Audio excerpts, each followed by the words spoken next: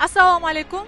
Har bir ayol o'z iste'dodi va kasb hunariga ega. Biz bugungi ko'rsatuvimizda o'z sohasi orqali ko'plab insonlarga haydovchilik kasbini o'rgatishda hissa qo'shib kelayotgan O'zbekiston Respublikasi mudofaasiga ko'maklashuvchi Toshkent shahar tasarrufidagi Toshkent shahar sportning texnik va amaliy sport turlari markazi yo'riqchi instruktori Dilfuza Komilova haqida hikoya qilamiz.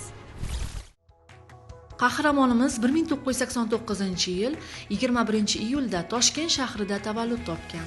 U o'smirlik chog'laridanoq aniq fanlarga qiziqib ulg'aydi. 2007-yilda avtoulovlarga bo'lgan intilishlarini ro'yobga chiqarish uchun O'zbekiston mudofaasiga ko'maklashuvchi vatanparvar tashkiloti Toshkent shahar sportning texnik va amaliy turlari markaziga hujjatlarini topshirdi hamda u yerda o'qib haydovchilik guvohnomasiga ega bo'ldi.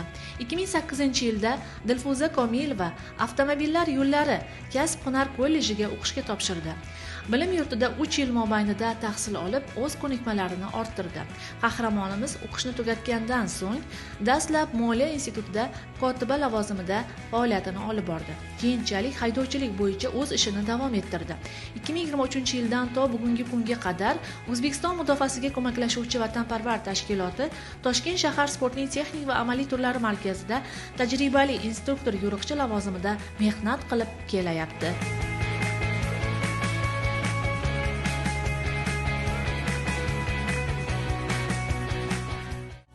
Har bir inson bolaligidan kimgadir havas qilib kasb tanlaydi.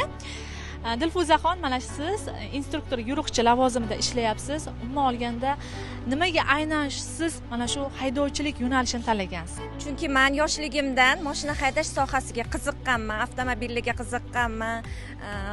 Otam rahmatli ham yoshligimdan 10 yoshimda mashina haydashni o'rgatganlar. Shu sababli shu sohaga qiziqib shu yo'nalish bo'yicha o'qidim va hozirgi kunda vatanparvar tashkilotga tegishli avtomaktabda ish faoliyatimni yurg'izyapman. Mana hozir biz avtodromdamiz. Mana shu avtodromda ko'plab mashinalarni ko'ryapmiz. Endi mana shu haydovchilik o'rganaman degan yoshlar rolda boshqarishyapti. Mana shu rolni boshqarishda nimalarga ahamiyat berish kerak deb o'ylaysiz? Oilasida xotirjamlik bo'lsa, mashina haydashni ham tez davom o'rganadi. Demak, asabiy odam rolda o'tirmagani yaxshi. Albatta. Shogirdlaringizga nimalarni o'rgatasiz? Mashina haydashni bizda hozir bilasiz, imtihon markazi juda qiyin. Biz shu imtihon markaziga 100% tayyorlashga harakat qilamiz. Bizda vatanparvar tashkilotida ham ko'cha darsi bor, ham imtihonga tayyorlov darslarimiz bor. 100% ham ko'cha darsiga, ham imtihon darsiga 100% tayyor qilib chiqazamiz o'quvchilarni. Keling, mana shu gapingiz isboti bilan bo'lish uchun biz hozir mana shu suhbatni davomini siz boshqarayotgan avtoulovda davom ettirsak, nima deysiz? Qani ketdik unda.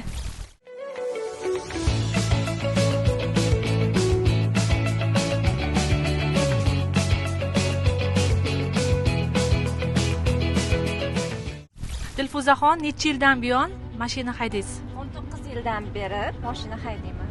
Mana shu mashina haydashda o'ziga xos zavqi bo'ladi. Siz nimadan zavq olasiz? Insonga adrenalin beradi, charchoqqa chiqaradi. Buni tushuntirib bo'lmaydi, ta'riflashga tilojit, lekin juda ham mazza qiladi. O'ziga yarasha gashta bor. Ko'pincha mana shu endi mashinani haydashni o'rganayotgan o'quvchilar nimalarda xato qilishadi? Ko'chaga olib chiqqanimda birinchi o'rinda bakoviga qarash xato qilishadi. Bakoviga timmiy bakovi eslatib turaman. Tasmadan tasmaga o'tyapsam, bakovingga qara. Biz mexanikada o'rgatamiz. Tezlikka urayotganda disiplinani esdan chiqarishadi masalan. Ularni eslatib turamiz. Birinchi qaysi mashinani boshqargansiz? Avtomaktabda birinchi bo'lib haydagan mashinam Tiko bo'lgan. Endi bizga paytda Jiguli Tikolar bitta o'rgatilardi. Rullari og'ir mashinalarda, gidrolikasi yo'q. Ana shunaqalarda o'rganganman. Jiguli, Moskvich haydaganman. Birinchi marotaba mashinani boshqarganingizda hayajonlanganmisiz? Ha, albatta, hammada hayajon bo'ladi. Hayajonim qachon bo'lgan? Yo'q, instruktorim yonimda o'tirganda hayajon bo'lmagan. Keyin o'zim haydovchilik guvohnomasini olib, o'zim alohida mashina olib, ana o'shanda haydaganimda juda ham katta hayajon bo'lgan, chunki yolg'iz bo'lganman, o'rgatadigan odam bo'lmagan, anchagacha qiynalganman. Chunki mexanika juda murakkab mashina. Uni o'rganishga oila vaqt ketadi. Qahramonimiz tabiatan kirishimli, o'z kasbini yaxshi ko'radigan ayol hisoblanadi. U hamkasblari va shogirdlariga bor tajribasini ulashadi. Barcha tadbirlarda tashabbuskor hamdir. O'quvchilarni amaliy mashg'ulotlarni o'tkazish bo'yicha xodimimiz Komilova Dilfuza 4 yildan beri faoliyat yuritib kelmoqda. Tayyorlagan o'quvchilari hammasi amaliy mashg'ulotlarni bittada topshirib, yaxshi natijalar ko'rsatib kelmoqda. Bugungi kunda Komilova Dilfuza yaxshigina hurmatiga sazovor inson sifatida hisoblanadi.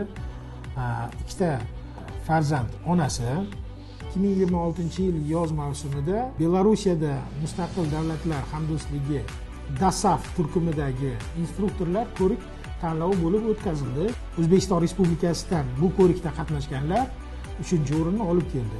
Keyingi yilgi shu tanlovga biz Komilova Dilfuzani tayyorlab borib tavsiya qilamiz. Tashkilotimizda avtoulovlar hammasi yangilangan.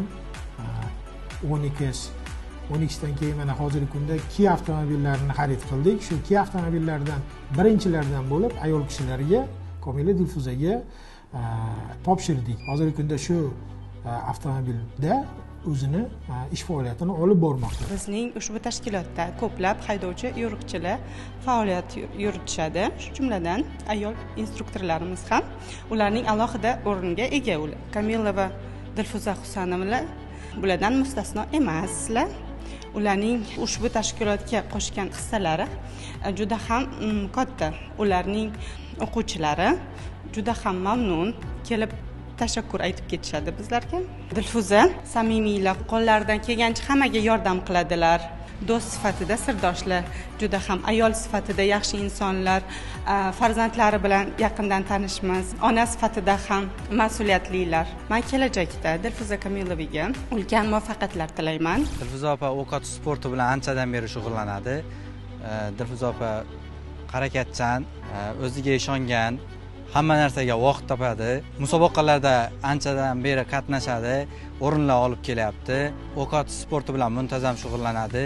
Undan tashqari yaxshi instruktor, o'quvchilari ham juda ko'p. Maqsad qo'ysa albatta erishmaguncha qo'ymaydi.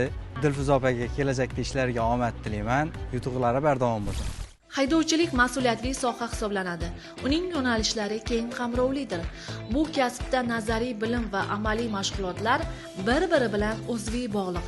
Haydovchilik kasbida avtoulovni mohirini boshqarish, yo'l qoidalarini puxta bilish, unga amal qilish, piyodalarga yo'l berish hamda magistral yo'llarda belgilangan chiziqlarda harakatlanish. Bularning barchasini astoydil o'rganib, amaliyotda bexato qo'llay olish mahorat hisoblanadi. Ayni paytda instruktor yo'riqchi Dilfuzaxon Komilovaning Kia Sonet rusumli avtoulovdamiz. Hozir mana shu amaliy darslarga birgalikda guvoh bo'lamiz. Dilfuzaxon, mana shu o'quvchilar haftada necha marotaba amaliy mashg'ulotlarni olib borishadi? Haftada 3 marotaba 2 soatdan shug'ullantiramiz o'quvchilarni. Vatanparvarlik ham eng ustun jihatlardan biri darsi ko'p. Bemalol o'quvchi ham ko'cha darsiga ham amaliy imtihon darsiga ham tayyor bo'ladi. Dilfuzaxon, mana shu avtodromda mashina boshqarayotganda o'quvchilar nimalarga ahamiyat berish kerak? Avvalambor yo'l belgilariga ahamiyat berish kerak. Imtihon juda ham murakkab qo'ygan. Har bitta jarimasiga ball yechadi ular. Oldindagi emas hozir. Ularning mashinasi, imtihon mashinasi kompyuterlashtirilgan, zamonaviy.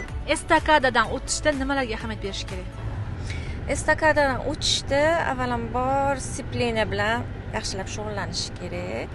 Birinchi sharti stop. Startga qo'yib beradi. O'quvchi startdan olib kirib 12 ta sharti bor, ichida 16 minut vaqt beradi.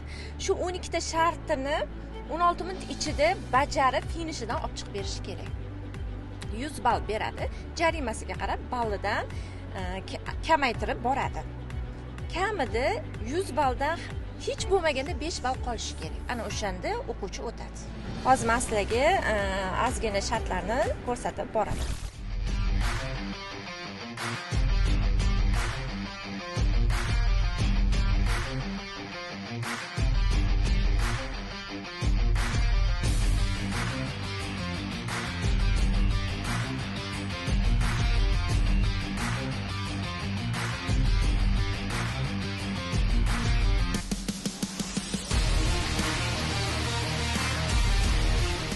Dilfuzaxon, menga sizni hamkasblaringiz sizni mana shu S toifadagi mashinalarni ham boshqarishingizni aytishdi.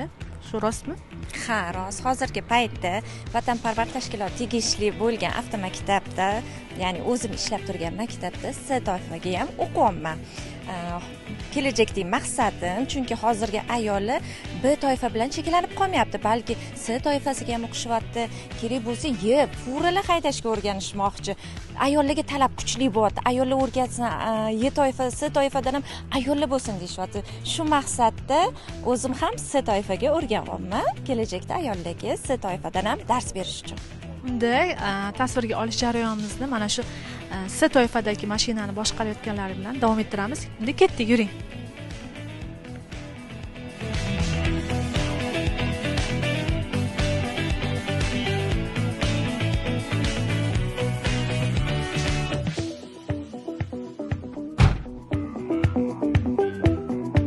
Rostini aytsam, birinchi marotaba chiqish biroz balandroq ekan. Nimasi bilan farq qiladi? Mana shu bir xil, lekin rul boshqarishda. Boshqarishi bir xil, lekin gabaritida farqi bor.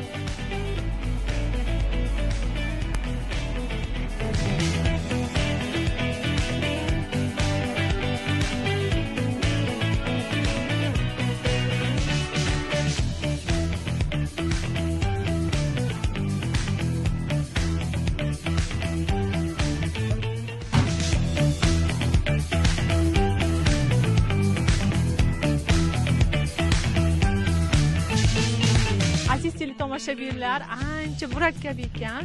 Bu yuk mashinalarda mana shu parkovka mashqlarini bajarish, boshqa mashqlarni bajarish juda ham qiyin ekan. Rostini aytsam, biroz hayajonlandim, lekin mana shu Dilfuzaxonga gap yo'q. O'zini ishini ustasi ekanlar, hammasini epladilar. Bugungi kunda zamonaviy dunyomizda xotin-qizlar juda ham yaxshi avtomashinalarni boshqarishmoqda, zamonaviy avtoulovlarni boshqarishda ularni ko'p faollik tarzda ko'ramiz. Umuman olganda, ayol kishi mashinani boshqarganda ko'proq nimalarga ahamiyat berish kerak? Chunki ayollarda tavakkalchilik yo'q. To'g'ri. Ayollar qaytanga erkaklarga qaraganda o'zini bosib olib, xotirjam haydashadi, lekin ko'p ayollar shu bokovoyga qarashni esdan chiqarishadi. Shunga maslahatim, hurmatli aziz ayollarimiz, tasmadan tasmaga o'tayotganimizda albatta bokovoylarimizga qarab, pavorotning ishoralarini yoqqan holatda o'tishlarini maslahat beraman. Svetoforlar ham emas, yo'l belgilari emas, balki rul burishda adashishadi. Chunki mana erkaklar yoshligidan velosipedlar, mopedlar, transport vositalari haydab katta bo'lishgan, lekin ayol kishi faqat uy ishlaridan ortmasdan shu bola chaqa deb endi mana o'rganishyapti, hatto rul ushlashni bilishmaydi. Shuning uchun ko'pincha shu burilayotganlarda, rul qaytarishda, rul burishlarda xato qilishadi. Lekin mana hozirgi dunyomizda ayollar hatto furalar ham haydashyapti. Mana shu furalarni haydash ham oson emas. Mana shunday furalarni haydayotgan ayollar ko'proq nimalarga ahamiyat berish kerak? Endi hozirgi paytda mana furaga uje haydashni o'rganayotgan ayollar uje B toifadan o'tgan, S toifadan o'tgan, ularni haydash darajasi, tajribasi baland bo'ladi. Ular bemalol haydab o'rganib ketadi. O'zingiz ustozlaringizdan nimalarni o'rgangansiz? O'z ustozlaringizga ham siz ham shogird bo'lgansiz? Men ham birinchi bu sohaga kirib kelganimda albatta shogird bo'lib tushganman, o'rganganman, o'zim ustida ishlaganman. Shu darajaga yetishimga ustozlarim ham ko'magi bo'lgan albatta. Ularga ham o'z minnatdorchiligimni bildiraman.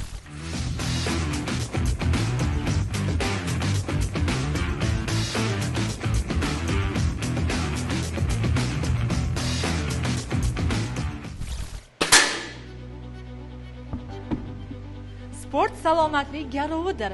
Ana shunday hayotiy shiorga amal qilib kelayotgan ko'rsatuvimiz qahramoni Dilfuza Komilova ham o'q otish sportiga mehri baland ekan.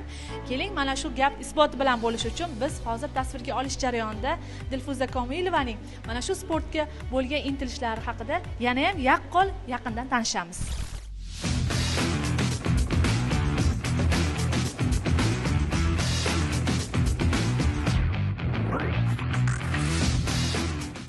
Dilfuzaxon, kayfiyatlaringiz qanday? Kayfiyatlarim juda a'lo. O'qoch sportidan keyin o'zingizni qanday yana his qilyapsiz? Tetiklik juda ham yuqori bo'lsa kerak-a? Albatta, odamga zavq beradi bu. Nimaga aynan siz shu sport turi bilan shug'ullanasiz? Chunki meni ishim haydovchilikka tayyorlash, albatta stress bo'ladi, chunki o'quvchilar har xil muloqot bor. Ularning ko'ngliga yo'l topish kerak. Shu stresslarimni, barcha charchoqlarimni shu tir orqali chiqazaman. Demak, o'qochi sporti sizga yoqadi. Albatta. Mana shu o'qochi sporti bo'yicha vatanparvar tashkiloti ko'plab musobaqalar tashkil etadi. Mana shu musobaqalarda siz qatnashasizmi? Ha, albatta qatnashaman. 10 metr masofa orqali o'q otaman. Musobaqalarda g'olib bo'lganman bir necha bor. Bundan tashqari men ertalab turib, albatta yugurish bilan ham shug'ullanaman. Yugurish jismoniy bardamlikni ta'minlaydi, odamga tetiklik beradi. Bizni tomosha qilayotgan millionlab teletomoshabinlarimizga, dilbar va zakovatli opa-singillarimizga o'zingizni sportdagi chiroyli tavsiyangizni bersangiz. Hurmatli ayollar, bekorga etilmagan sport bu sog'lomlik garovidir. Shunaqa ekan, sizlar ham shug'ullanishinglarni tavsiya beraman. Sport bilan shug'ullangan inson nafaqat chiniqadi, balki turmush tarzida ham o'zgarishlar bo'ladi. Kayfiyat yaxshilanadi, ruh ham tetik bo'ladi va kun davomida kayfiyati a'lo darajada bo'lib yuradi. Shubhasizki, har bir ayol xonadonga kelganda oshxona pazandasi bo'lishga intiladi. Mehr bilan tayyorlangan har qanday taom yaqinlarimizga xush kayfiyat ulashadi. Bugungi ko'rsatuvimiz qahramoni Dilfuza Komilova ham o'z taomnomasiga ega. Dilfuzaxon, biz sizning xonadoningizdamiz. Teletomoshabinlarimizga nima tayyorlab bermoqchisiz? Avvalambor xonadonimga xush kelibsizlar. Bugun men sizlarga turkcha salat tayyorlab bermoqchiman. Yaxshi, unda hozir birinchi nimadan boshlaysiz? Qaysi mahsulotdan? Birinchi mahsulotimiz bu bulg'ur. Bulg'urni issiq suvda ivitib pishirib olamiz. Yaxshi.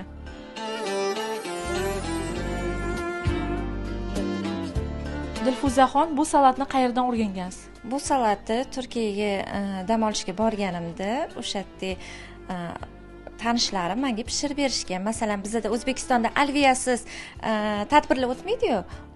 Ularda ham xuddi shunaqa bu salatsiz ularning tadbiri o'tmaydi. Yaxshi, endi qaysi mahsulotdan foydalanasiz? Hozir ko'katlardan.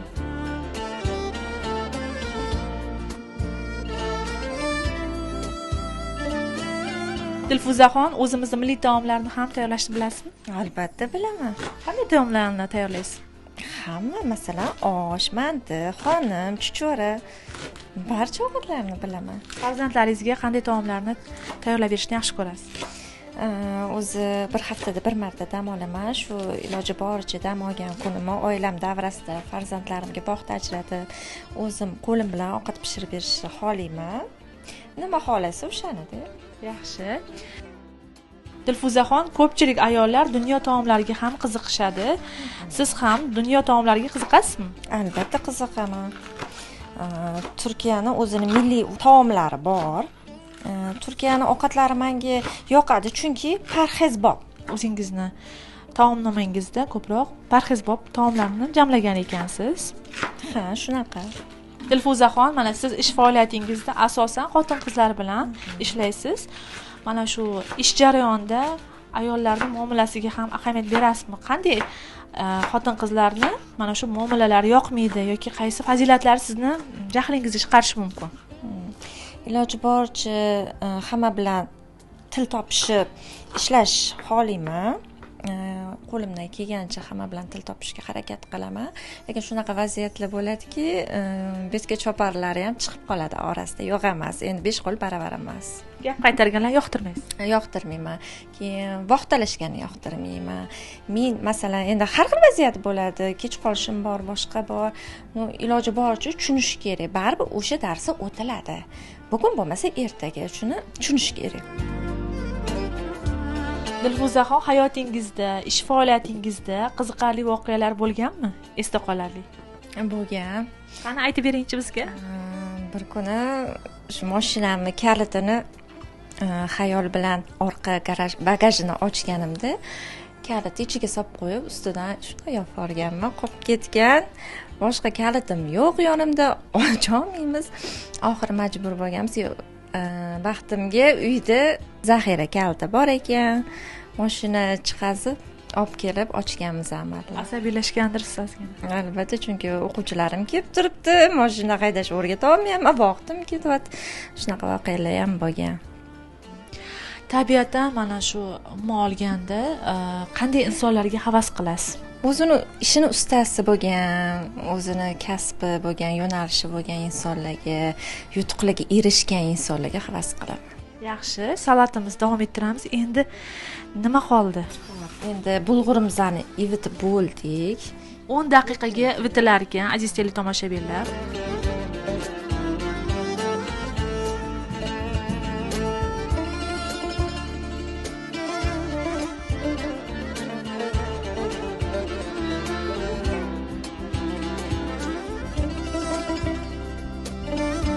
Dilfuzaxon, bo'sh vaqtingizda farzandlaringizga vaqt ajratasizmi? Umuman olganda farzandlaringiz ham sportga qiziqishadimi?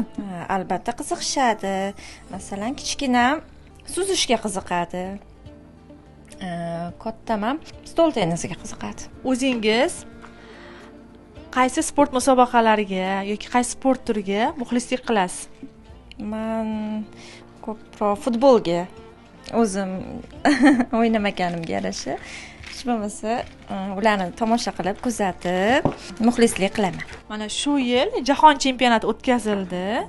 Mana shu futbol bo'yicha ko'plab sport muxlislari o'z jamoalariga muxlislik qilishdi. Mana shu jahon chempionatida siz qaysi jamoaga muxlislik qildingiz? Albatta, O'zbekiston terma jamoasiga muxlislik qildim.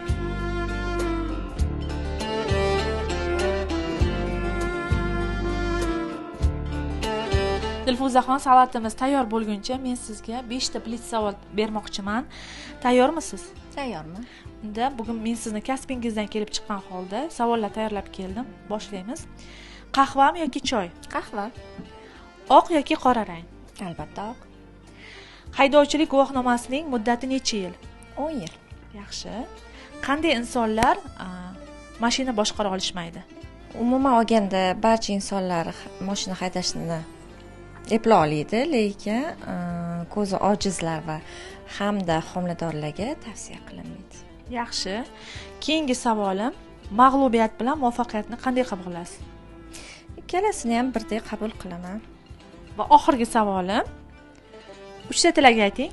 Farzandlarimni yaxshi oliygohlarda o'qitish, ularni o'zini sevgan kasbini egallashni, ularni yutuqlarini ko'rish va ham albatta baxtli bo'lish.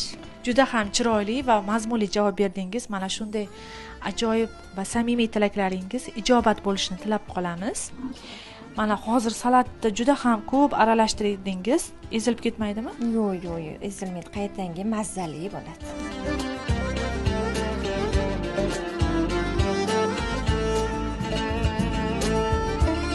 Dilfuzaxon, anchagina epchil ayol ekansiz, oshxonada juda pazandabek ekansiz. Mana salatlarni ham tez-tez tayyorlab oldingiz. Endi buni mazasini birgalikda tatib ko'ramiz. Yaxshi. Marhamat, o'zingizdan bo'lsin. Yoqimli ishtaha.